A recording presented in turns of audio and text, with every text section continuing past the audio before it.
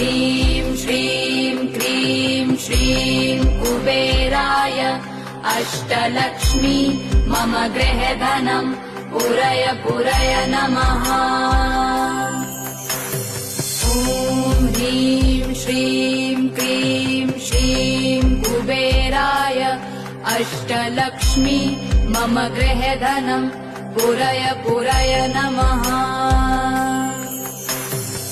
ॐ ह्रीं श्रीं क्रीं श्रीं कुबेराय अष्टलक्ष्मी मम गृहधनं पुरय पुरय नमः। ॐ ह्रीं श्रीं क्रीं श्रीं कुबेराय अष्टलक्ष्मी मम गृहधनं पुरय पुरय नमः।